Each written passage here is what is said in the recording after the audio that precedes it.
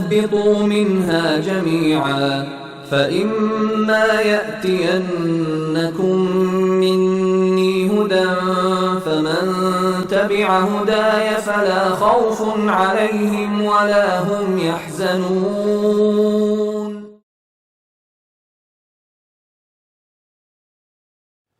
ناظرین کرام، السلام علیکم. پیش خدمت ہے پروگرام دین کی ضرورت کیوں. ناظرین کرام،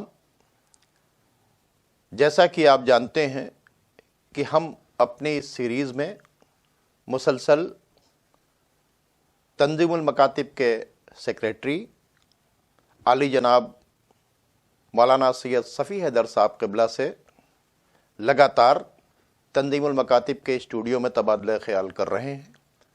پچھلے جو ہمارے ایپیسوڈز ہوئے ہیں ان ایپیسوڈز میں ہم نے دین کی ضرورت کیوں اس پر روشنی ڈالی، اور پھر اس کے بعد ہم لوگوں نے یہ کوشش کی کہ دین کو سمجھنے اور سمجھانے کے لیے سب سے پہلے اس کی بیسکس بتائی جائیں، اور وہ بیسکس ہیں اصول دین. اور اصول دین میں ہم کنسپٹ آف کریٹر پر، توحید کے اوپر تبادلہ خیال کر رہے ہیں. پچھلے ایپیسوڈ میں ہماری بات یہاں تک پہنچی تھی کہ وہ لوگ جو خدا کو نہیں مانتے ہیں ان کو کس طرح سے بتایا جائے اور کس طرح سے قائل کیا جائے، کس طرح سے ان کو موٹیویٹ کیا جائے تاکہ وہ اللہ کو ماننے کے بعد اللہ کی دین کو مانے. اور دین ان کو ہر طرح کی برائیوں سے بچاتا ہے اور ان کو اچھائیاں کرنے کی طرف راغب کرتا ہے. اور یقیناً عقل بھی یہ کہتی ہے کہ اگر دنیا کے اندر برائیاں جو پھیلی ہوئی ہیں وہ ختم ہو جائیں تو اچھائیاں ہی اچھائیاں ہوں گی اور ان اچھائیوں سے ہر کسی کو سکون ملے گا. اس پر ہم لگاتار بات کر رہے تھے کہ بھئی دین کی ضرورت کیوں، اور ان لوگوں کو جو لوگ خدا کو نہیں مان رہے تھے ان کو ہم برابر سمجھا رہے تھے. اور آج بھی ہم ان کے لیے یہی پیغام دے رہے ہیں کہ جب آپ کسی بھی چیز کو دیکھ کر اس کے بنانے والے کا یقین رکھتے ہیں تو خود آپ اپنے آپ پر دیکھیے، آپ اپنے جسم پر نگاہ ڈالیے، آپ اپنی آنکھ کے اوپر نگاہ ڈالیے کہ کس طرح سے آپ کی آنکھیں کام کر رہی ہیں. آپ اپنی زبان پر غور و فکر کیجئے کہ کس طرح سے وہ کتنی طاقتوں سے ملنے کے بعد وہ اپنی بات کو دوسروں تک پہنچا رہے ہیں. آپ اپنے کان کے سسٹم کو دیکھیے، سننے کے لیے جو کان بنائے گئے ہیں ان کو پروردگار عالم نے کس طرح سے بنایا ہے. آپ اگر دیکھیں گے تو آپ کے ناک کے اندر جو بال ہیں وہ پروردگار عالم نے کیوں بنائے ہیں، اور اس واسطے بنائے ہیں کہ آپ جو سانس لیتے ہیں تو آپ کے ناک کے ذریعے جو ہوا جا کے پھیپھڑوں تک پہنچنی ہے پاکیزہ ہوا، اس میں وہ راستے کے اندر ایک ریکارڈ، یعنی ایک ایسا انٹیلیجنٹ ڈیزائن ہے جو خود آپ کو اس کے بنانے والے کی طرف موٹیویٹ کرتا ہے. اور اس بنانے والے کو ماننا اور اس کی باتوں کو ماننا یہی دین ہے. اور اگر دین کے ساتھ جڑ جاتے ہیں تو کسی طرح کا نقصان نہیں ہے بلکہ دین سے بہت فائدہ ہے. لیکن ایسی سچویشن میں بہت سے سوال بھی آتے ہیں، اور میں مولانا صاحب سے اسی سلسلے کا ایک ٹپیکل سوال کروں گا کہ ایک آواز آتی رہتی ہے کہ دین ترقی سے روکتا ہے. میں چاہوں گا کہ جو لوگ اس طرح کی باتیں کرتے ہیں کہ بھئی دین جو ہے وہ ہمیں ترقی سے روکتا ہے، دین کو اگر مان لیں گے تو ہم ترقی نہیں کر سکتے، تو میں چاہوں گا اس کے اوپر روشنی ڈالیں تاکہ اس طرح کے جو سوالات اٹھتے ہیں ان کا بھی جواب ناظرین تک پہنچ سکے. السلام علیکم ناظرین کرام، بسم اللہ الرحمن الرحیم. جو اس طرح کے سوالات ہیں اور ہر اس طبقے سے اٹھتے ہیں، چاہے وہ مطلق دین کا منکر ہو، کسی دین کا قائل بھی نہ ہو، اور وجود خدا کا بھی منکر ہو، اور اس طرح کے سوالات وہاں سے بھی اٹھتے ہیں جو دین کو سمجھ نہیں سکے ہیں. چاہے وہ بظاہر دین کا اقرار کرتے ہوں.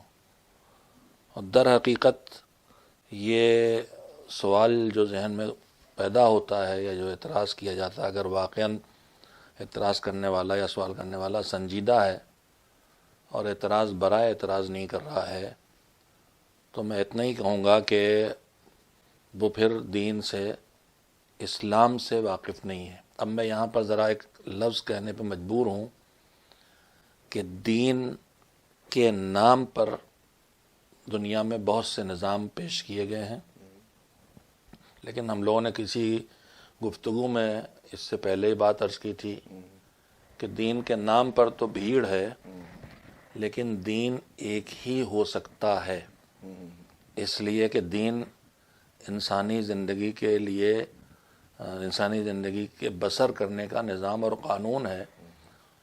تو دو دو تین تین قانون ایک کام کے لیے نہیں ہوتے. نہ آج کی دنیا میں جو حکومتیں قانون بناتی ہیں یا جو ادارے بنتے ہیں قانون بناتے ہیں، وہاں بھی کئی قانون نہیں بنتے ہیں.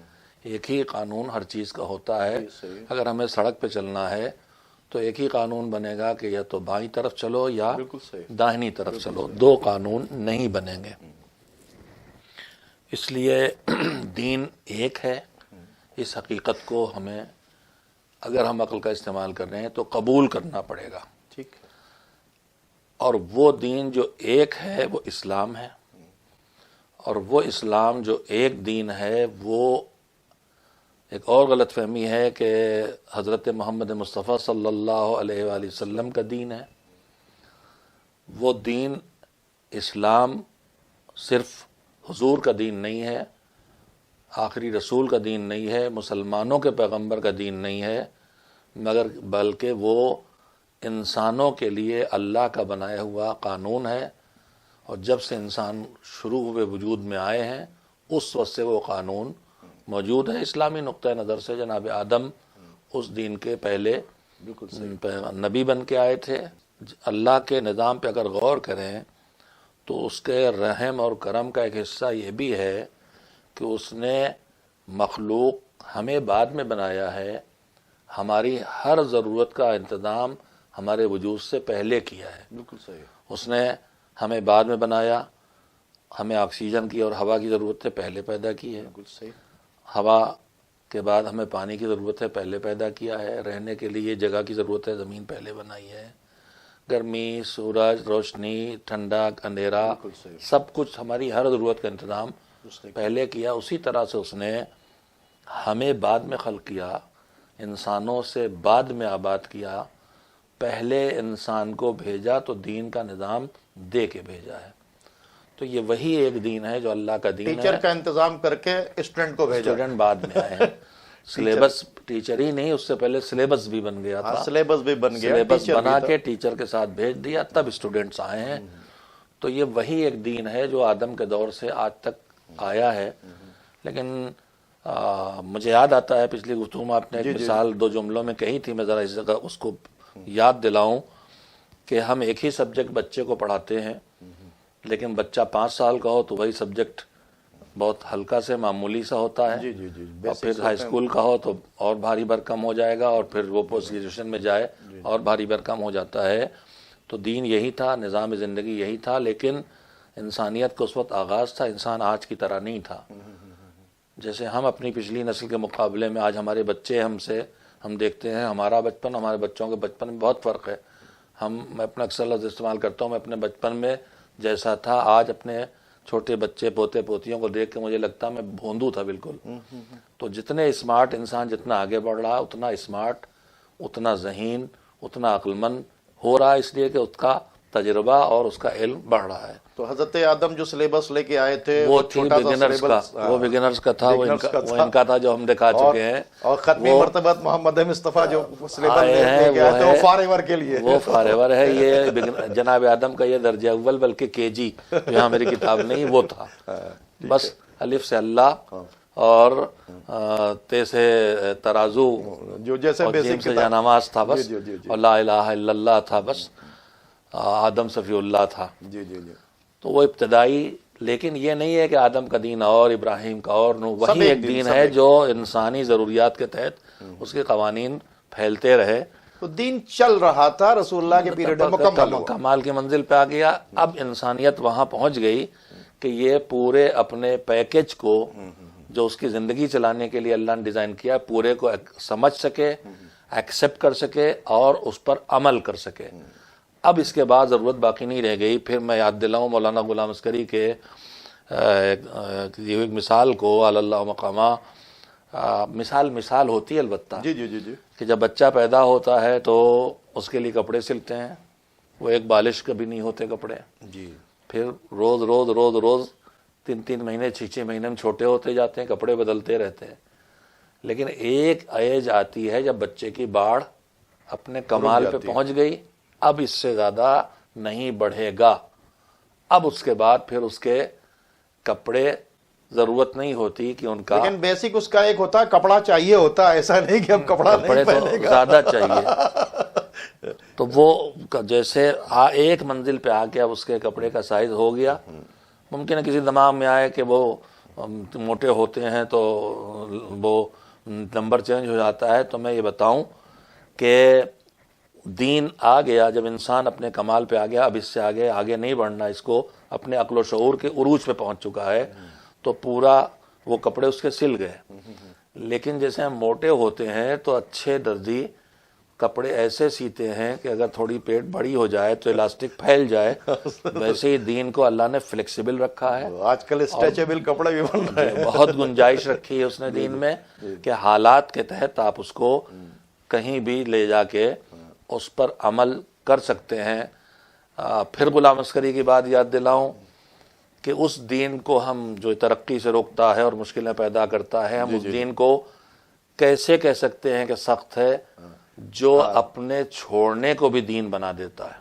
بہت اچھی بات ہے. کیا مطلب؟ جی جی جی، اگر میں روزہ رکھنا مجھ پر واجب ہے، میں روزہ رکھوں، لیکن میں بیمار ہو گیا، اب دین کہتا ہے روزہ رکھنا نہیں ہے، تو اب یہاں روزہ رکھنا حرام ہو جاتا ہے. بہت اچھی، روزہ نہ رکھنا میری ڈیوٹی بن جاتی ہے، اور یہی روزہ نہ رکھنا میرا دین بن جاتا ہے. بہت اچھی بات. تو جب دین اس حد تک فلیکسیبل ہے کہ اپنے کو چھوڑ دینے کو بھی، یا میری جان کا خطرہ ہے، میرے دین کے مظاہرے میں کچھ حالات ایسے بگڑے ہوئے ہیں کہ میرا دین لوگ سمجھیں تو مذہبی تعصب کی بنیاد پر باہر ڈالا جائے گا، اب میں وہاں مصلی بچھا کے نماز نہیں پڑھوں گا، وہاں نماز پڑھوں گا قبول نہیں ہوگی، نماز پڑھنا حرام ہے، وہاں نماز چھوڑنا ہی میرا دین بن جائے گا.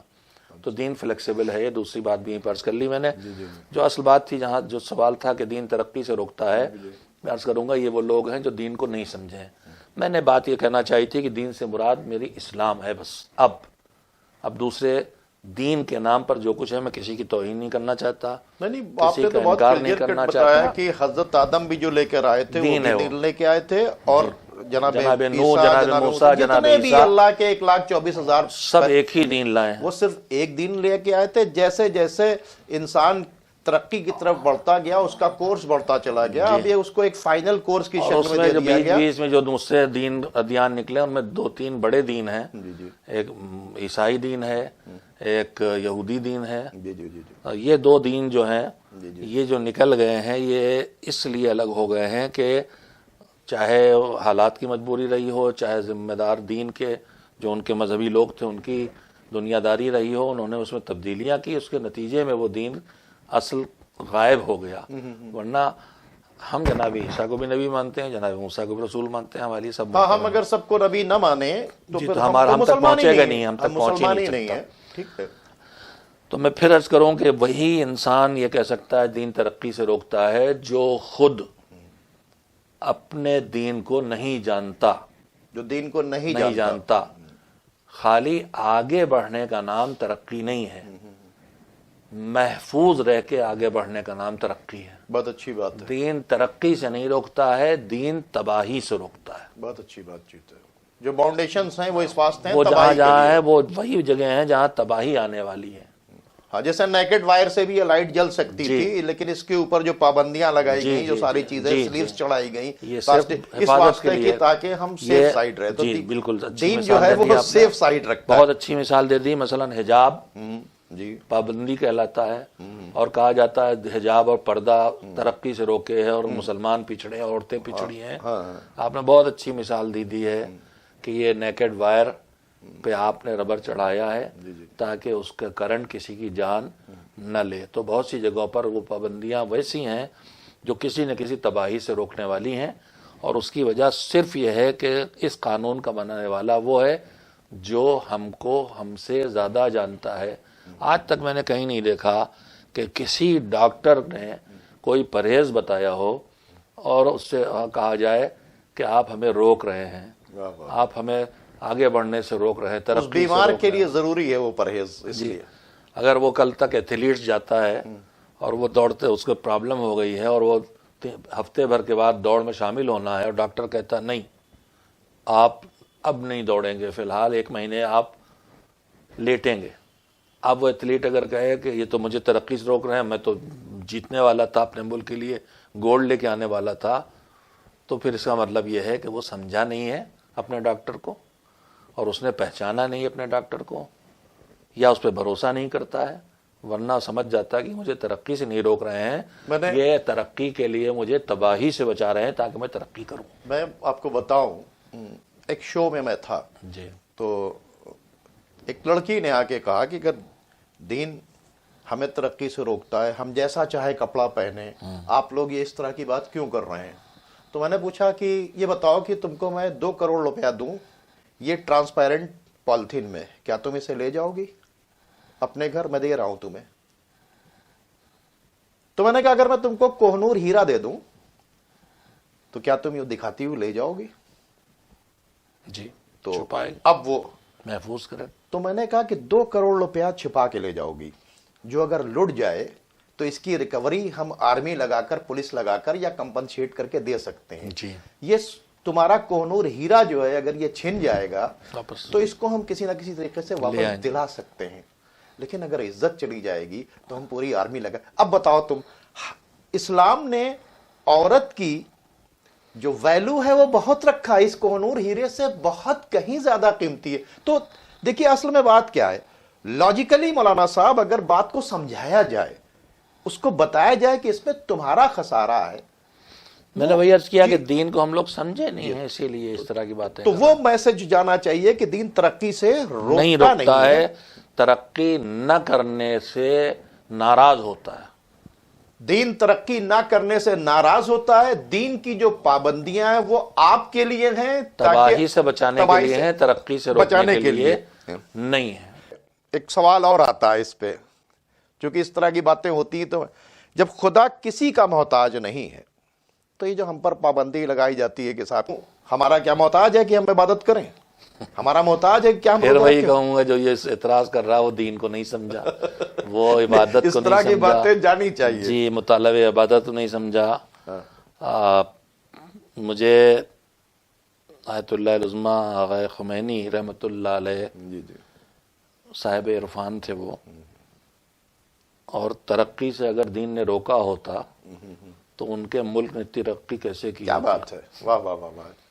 40 سال کا اسلامی جمہوری ایران بتا رہا ہے کہ ہم میزائل ٹیکنالوجی تک پہنچ چکے ہیں، اسپیس میں اپنا۔ واہ، اگر ترقی سے روکا ہوتا تو یہ جمہوری اسلامی ایران آج کہاں کھڑا ہے، یہ کیسے کھڑا ہوتا؟ نہیں، یہ سب سوال دیکھیں مولانا صاحب اس لیے پیدا ہو رہے ہیں، ناواقف۔ آپ کو یاد ہوگا کہ ایک زمانے میں جب لوگوں نے انگریزی پڑھنا شروع کیا تو کتنا یہ کسی اور نے نہیں، یہ اپنے آپ کو دین کے ماننے والوں نے اس کو روکا، صاحب انگریزی وہ بھی نہیں سمجھے تھے دین کو۔ اور جب چاند کے اوپر جانے کی بات چیت ہوئی تھی تو کیا نا چاند پہ کوئی جا سکتا ہے؟ تو اس طرح کی باتیں دیکھیے، اب ناسمجھ تو صرف یہی نہیں کہ جو دین کو نہیں مانتے، دین کے سمجھنے والوں کی ناسمجھی زیادہ نقصان۔ اب میں یہ بات کہہ دے رہا ہوں کہ جو ہمارے جیسے سو کال مولوی لوگ تھے، مولانا لوگ، ان میں سب جاہل بھی نہیں تھے، لیکن علم حاصل کرنا اور چیز ہے، فہم الگ چیز ہے۔ بہت اچھی بات ہے۔ علم خالی خزانہ بننا ہے، کمپیوٹر بننا ہے، ٹیپ ریکارڈر بننا ہے، واہ واہ واہ واہ، ٹیپ ریکارڈر بھی ریکارڈ کر لیتا ہے بہت کچھ، الماری بننا ہے لائبریری کی، واہ واہ، کتاب بننا ہے، واہ واہ، لیکن انسان کو کتاب نہیں بننا ہے، انسان کو اپنے اندر جذب کرنا ہے دین کا، علم کو، فہم ضروری ہے۔ اور مذہب نے اس کے بعد ایک اور چیز بتائی ہے جو انسان کے لیے ضروری ہے علم ضروری ہے جسے قرآن مجید کہتا ہے، پھر تعقل ضروری ہے، فہم ضروری ہے، پھر اس کے بعد ایک اور چیز اس سے آگے ہے، بصیرت ضروری ہے۔ بہت اچھی بات ہے۔ یعنی صرف سمجھنا کافی نہیں ہے بلکہ اچھے برے کی تمیز، صحیح اور غلط کی پہچان بھی ضروری ہے۔ جہاں یہ چیزیں نہیں ہیں وہاں واقعاً جو ایسے فیصلے دیکھے، یہ بتائیے قرآن مجید کے 114 سوروں میں کئی سورے ایسے ہیں جو انبیاء کے نام پہ ہیں، اور انبیاء کے پورے بہت بڑے تفصیل سے واقعات بیان کیے گئے ہیں۔ اس میں ایک سورہ یوسف ہے جس میں جناب یوسف کی داستان بہت تفصیل سے بیان کی گئی۔ ہم لوگوں نے شاید کہیں ذکر بھی کیا تھا جناب زلیخا یوسف کے مسئلے میں۔ ہاں، سورہ یوسف کو قرآن مجید احسن القصص کہتا ہے، اس کے واقعہ جناب بہترین واقعہ۔ قرآن جو قصے بیان کر رہا ہے وہ قصے کہانی سنانے کے لیے نہیں، عبرت لینے کے عبرت کے لینے کے لیے۔ تو قرآن کہہ رہا ہے جتنے قصے بیان کی عبرت حاصل کرو تو سورہ یوسف سب سے اچھا ہے، یعنی اس میں سب سے زیادہ سبق چھپے ہیں۔ میرے بچپن میں یہ تھا کہ بیٹیوں کو قرآن کے سارے سورے پڑھاؤ مگر سورہ یوسف نہ پڑھاؤ۔ تو جو دین کی ناسمجھ نسلیں آ گئیں یا افراد آ گئے جو قرآن جس چیز کو سکھانے کے لیے سب سے اچھا ذریعہ بتا رہا ہے اسی کہہ رہے ہیں اس کو نہ پڑھاؤ۔ یہ میرے بچپن میں بہت محتاط گھرانوں میں ہمارے احتیاط بھی بڑی بلا بن گئی، اور مذہب کی زبان میں یہ ہے کہ اکثر احتیاط خلاف احتیاط ہوتی ہے، بہت سی جگہ احتیاط ہی خلاف احتیاط ہوتی ہے۔ اس میں یہ تھا کہ خاتون کو لکھنا نہیں سکھایا جائے گا۔ یہ بھی لوگ کہتے ہیں۔ اب آپ بتائیے جس دین کے آغاز میں اقرا سے بات شروع ہوئی ہو، جس دین کے پیغام کو لانے والا آخری نبی، اس کے فرائض میں ہو پڑھانا، علم حاصل کرنے کے لیے چین تک جو جانے کی کہے بات کہ ہے، جاؤ، جہاں صاف کہے کہ طلب العلم فریضۃ علی کل مسلم و مسلمہ، صرف جو ہے مردوں پر مردوں پہ نہیں عورتوں پر، وہ مذہب اگر اس طرح پیش کیا جائے کہ عورتوں کو لکھنے مت دو، عورتوں کو سورہ، تو بہت سی جگہوں پہ اعتراض کرنے والوں غلط فہمی جو پیدا ہوئی وہ ہماری ناسمجھی سے پیدا ہوئی ہے، اور دین کا صحیح مفہوم نہ پہنچنے سے لوگ بے دین بھی ہوئے ہیں اور ملحد بھی ہوئے ہیں۔ میں ان سے پھر یہی کہوں گا کہ صحیح ذریعے سے صحیح مقصد تک آدمی پہنچتا، غلط ذریعے سے کبھی آدمی پہنچ نہیں پاتا ہے۔ آپ نے فرمایا کہ اللہ ہماری عبادت محتاج نہیں، یہ نہ سمجھنے کا نتیجہ ہے، مگر میں وہ جو ترقی والی بات تھی اس میں مجھے ایک بات یاد آ گئی تھی۔ جی، دین ترقی سے روکتا ہے۔ جی، جیسے شعراء کے پاس کوئی شعر ہو جائے تو سنائے بغیر ان کو چین نہیں پڑتا، ویسے ہی ہم لوگ جو یہ مجلس پڑھنے والے لوگ ہیں، اگر ان کے دماغ میں کوئی نقطہ آ جائے تو سنائے بغیر۔ نہیں، بسم اللہ جی، بسم اللہ۔ تو جب ہم یہاں ہدف یہ ہے کہ جو ہم اپنے لیے اچھا سمجھ رہے ہیں دوسروں تک پہنچائیں۔ دیکھیے یہ ترقی سے روکتا ہے کہ ساتھ ساتھ میں نے جواب دیا کہ ترقی سے نہیں تباہی سے روکتا ہے۔ بے شک جہاں تمہیں ترقی لگ رہی ہے وہ ترقی نہیں ہے، تباہی ہے۔ جیسے ہمارے بچے اکثر ماں باپ سے لڑ جاتے ہیں، کوششیں کرتے ہیں ہمیں جانے دیے پہاڑ پہ چڑھنے کے لیے، ہمیں جانے دیے دریا میں تیرنے کے لیے۔ ماں باپ کو پتہ ہے کہ اس میں اتنی قوت نہیں ہے کہ وہاں کے موسم کو برداشت کرے، کیا بات وہاں کے اب وہ روک دیتا ہے، یہ سمجھتے ہیں ہمیں ترقی سے روک دیا، یا وہ کہتے ہیں ہمیں اکیلے جا کے جوانی کی عمر میں بنگلور جانے دیجیے، لندن جانے دیجیے، نوجوانی کی عمر میں۔ ماں باپ راضی نہیں ہوتے، انہیں پتہ ہے کہ وہاں کا ماحول کا یہ مقابلہ نہیں کر سکے گا اکیلا میرا بیٹی یا میری بیٹا، اور وہ اجازت نہیں دیتے، وہ سوچتے ہیں کہ ترقی سے روک رہے ہیں۔ جہاں شعور کی کمی ہے، سمجھ کی کمی ہے، علم کی کمی ہے، وہیں یہ مسائل کھڑے ہوتے ہیں۔ بہرحال اسی بات کو ایک دوسرے لفظوں میں کہا جاتا ہے کہ دین ہمیں محدود کرتا ہے، لمیٹڈ کرتا ہے، لمٹس لگا دیتا ہے ہمارے لیے اور ہمیں محدود کر دیتا ہے۔ یہ کھانا پانی، کیا کھاؤ کیا نہ کھاؤ، کیا پہنو کیا نہ پہنو، کیا پیو کیا نہ پیو، کیا دیکھو کیا نہ دیکھو، پابندیاں ہیں۔ بالکل صحیح۔ تو ان پابندیوں کو دیکھ کے، البتہ میں ایک بات پھر یہیں پہ رک کے کہوں گا کہ چند پابندیاں جب ہمارے سامنے آتی ہیں جس میں ہم لوگوں کو آزاد دیکھتے ہیں تو ہمیں لگتا ہے کہ دین میں پابندیوں کے علاوہ کچھ نہیں ہے۔ میں اپنے جوانوں کو سمجھانے کے لیے اکثر یہ بات کہتا ہوں، یہ کہنے کا مناسب وقت ہے کہ دین نے ہم انسانوں کو کاموں کو 5 قسموں میں بانٹا ہے۔ کچھ کام واجب ہیں، کچھ کام مستحب ہیں، کچھ حرام ہیں، کچھ مکروہ ہیں، کچھ مباح اور جائز ہیں۔ دین کی نگاہ میں، اللہ کی نگاہ میں ہمارے کام 3 طرح کے ہو سکتے ہیں: اچھے، یا ہمارا فائدہ ان میں، یا کسی اور کا فائدہ ان میں، ہماری سوسائٹی کا، معاشرے کا، ایسے اچھے کام جن کے اپنانے میں فائدہ بڑا اور چھوڑنے میں بڑا نقصان، واجب ان کو شریعت میں واجب کر دیتا ہے مالک کہ یہ تو کرنا ہی ہے۔ جو اچھے ہیں کرنے میں بہت فائدے ہیں لیکن چھوڑنے میں بڑے نقصان نہیں، وہ مستحب اور سنت کہلاتے ہیں۔ جو ہم برے کام کر سکتے ہیں وہ بھی دو طرح کے ہیں، جو کرنا ان کا اتنا نقصان دہ ہے کہ اس پر پابندی لگا دیتا ہے کہ نہیں کر سکتے، اور جن کے چھوڑنے میں فائدہ ہے، اور جو جن کے چھوڑنے میں بڑا فائدہ ہے لیکن کرنے میں کوئی بڑا نقصان نہیں، وہ مکروہ ہو جاتا ہے۔ تو یہی تو پابندیاں ہوئیں نا کہ یا واجب یا مستحب، یا حرام یا مکروہ۔ ناظرین سے پوچھوں گا کہ کیا واجب اور مستحب دونوں کی برابر کے معاملے ہیں؟ واجب کو چھوڑ نہیں سکتے، مستحب کو چھوڑ سکتے ہیں، حرام کی مخالفت نہیں کر سکتے، مکروہ کی مخالفت۔ فرض کیجئے کہ لوگ کہتے ہیں کہ نماز واجب ہے، پڑھیے، ٹھیک ہے، روزہ واجب ہے، وہ رکھیے، ٹھیک ہے۔ ایک طرف قرآن یہ کہتا ہے کہ دین میں کوئی جبر نہیں، ٹھیک ہے، کوئی جبر نہیں ہے، اور ایک طرف یہ ہے کہ یہ واجب ہے، اسے کرنا ہی کرنا ہے، اسے نہیں کرو گے تو یہ ہوگا۔ تو جب جبر نہیں ہے دین کے اندر تو پھر یہ لوگ سوال کرتے ہیں کہ پھر یہ جبر بالکل کیوں؟ برجستہ سوال کیا آپ نے، لیکن اس سوال کو ذرا روکے رکھیے کہ میں اپنی بات کہہ لوں ورنہ رہ نہ جائے۔ پھر نہیں، میں کیونکہ آپ جو جواب دے رہے ہیں اس میں جا کے کنیکٹ اس پر ڈیٹیل میں جائے۔ ٹھیک ہے۔ تو اب مسئلہ یہ ہے کہ جو میرے اوپر کرو نہ کرو کی دو قسمیں ہو گئیں، ایک کرو وہ ہے جس میں نہ کرو کی چھوٹ ہے، اور ایک کرو وہ ہے جس میں نہ کرو کی چھوٹ نہیں ہے۔ کرو کے ساتھ نہ کرو کی چھوٹ نہیں تو واجب، اور کرو کے ساتھ نہ کرو کی چھوٹ ہے تو مستحب۔ تو اب یہ بتائیے کہ ایک پابندی وہ ہے جس میں چھوٹ ہے، ایک پابندی وہ ہے جس میں چھوٹ نہیں ہے۔ تو دو قسمیں اچھائیوں کی ہو گئی، ایک چھوٹ والی ایک بغیر چھوٹ والی۔ ایک پابندی ہوتے ہوئے بھی آزادی کے ساتھ، نماز پڑھنے، مثال دے رہا ہوں سامنے کی، بالکل نماز پڑھنے کھڑے ہوئے واجب نماز، اقامت کہنا، اذان کہنا مستحب ہے، چاہے کہو چاہے نہ کہو، کہو گے فائدے میں رہو گے، نہیں کہو گے نہیں، نقصان نہیں رہو کوئی بڑا تمہارا۔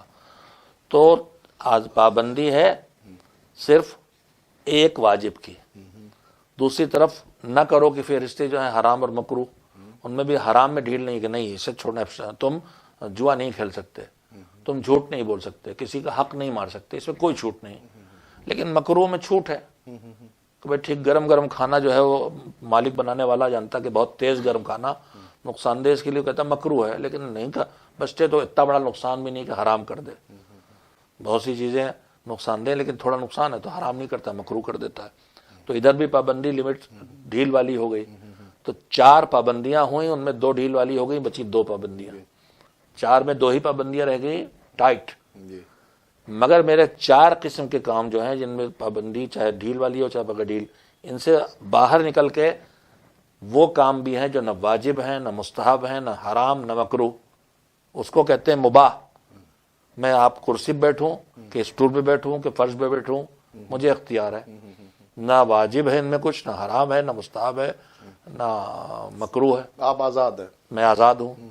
میں آپ سے پوچھنا چاہتا ہوں کہ شریعت کی کتابیں پڑھ ڈالیے، واجبات لکھے مل جائیں گے، ان کو گن بھی سکتے ہیں اور لوگوں نے گن بھی دیے ہیں۔ مستحب کام لکھے مل جائیں، ان کی گنتی ہو سکتی ہے، حرام مکروہ کی گنتی ہو سکتی ہے، لکھے گا۔ آج تک کوئی پیدا ہوا ہے جو جائز اور مباح کاموں کی فہرست بنا سکے؟ تو پھر پابندی زیادہ ہے کہ آزادی زیادہ ہے؟ واہ واہ واہ واہ واہ واہ واہ، جہاں مجھے آزاد چھوڑ دیا گیا ہے تم جو چاہو کرو، اس کی کوئی لمٹ نہیں ہے۔ لمٹ وہاں ہے جہاں واجب یا حرام کا معاملہ، اس میں مستحب اور مکروہ کا معاملہ نہیں ہے۔ تو مذہب میں پابندیاں زیادہ نہیں ہیں، آزادی کی لمٹ نہیں ہے۔ پابندیوں کی دو قسمیں، ڈھیل والی بغیر ڈھیل والی۔ ناظرین کرام، بہت اچھے موڑ پر ہماری بات آ گئی، لیکن ہماری مجبوری ہے کہ اپنے پروگرام کو ہم وقت کے اندر ہی ختم کرتے ہیں، کیونکہ اب ہمارا وقت ختم ہو رہا ہے۔ اس لیے ہم آپ سے اجازت چاہتے ہیں، کیونکہ ابھی تشنگی رہ گئی ہے ہمیں کہ دین میں جبر نہیں ہے، تو پھر اور اللہ عبادت کا محتاج نہیں ہے تو ہم کیوں کریں عبادت؟ تو اس کو ہم انشاءاللہ اپنے اگلے ایپیسوڈ میں اس پر روشنی ڈالیں گے۔ اب آپ ہمیں اور ہمارے مہمان حجت الاسلام والمسلمین عالی جناب سید صفی حیدر صاحب قبلہ کو اجازت دیجیے۔ خدا حافظ۔ حاوية ديرا